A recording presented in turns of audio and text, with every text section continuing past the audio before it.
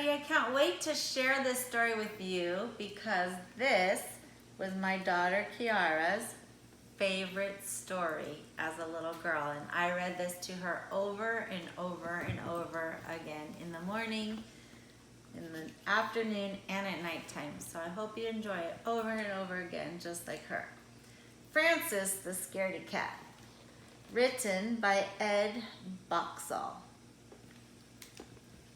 I gave this to Kiara, my daughter, in 2006, 14 years ago, when she was only 1, and now she's going to be 16. Frances the Scaredy Cat by Ed Boxall. This is Francis. He's cute. He's an orange cat. Francis likes to read stories. He loves bubble baths and hunting carrots. Did you eat carrots today? Best of all, Francis loves Ben with his kind hands and voice as familiar as pillows and pajamas. Ooh, similes. As familiar as pillows and pajamas. Those are our similes we were working on. Francis is a happy cat, but he has a secret even from Ben. Francis is a scaredy cat. Francis is afraid of the dark, and most of all, he is afraid of the whispery, hissy monster he hears in the tree, in the garden, in the stormy nights. Uh-oh. That's a secret, scaredy cat.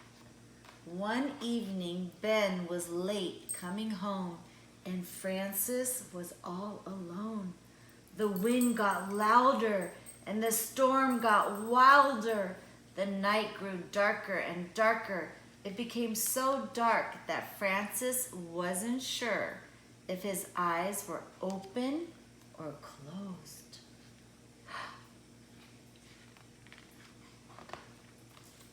The tree whooshed and crushed and crashed outside in the garden. Francis heard the whispery monster hissing.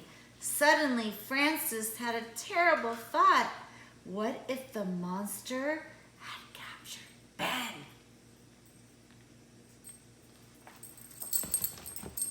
Francis knew what he had to do. He peeped outside the dark night. He crept into the garden. He climbed the big tree to rescue his friend. He was shaking from the tip of his wet nose to the end of his fluffy tail.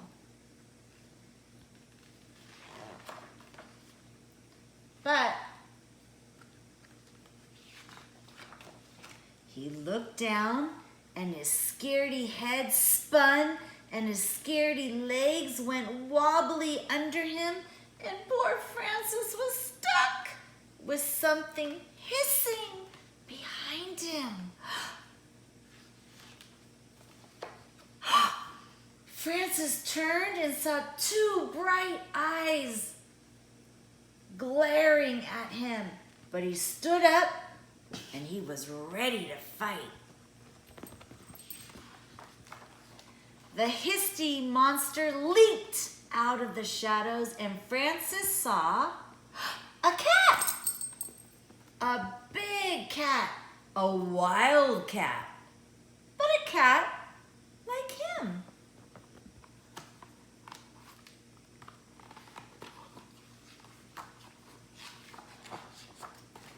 A cat with a kind face who led Francis gently down the tree, showing him where to put each step down to the ground, where he found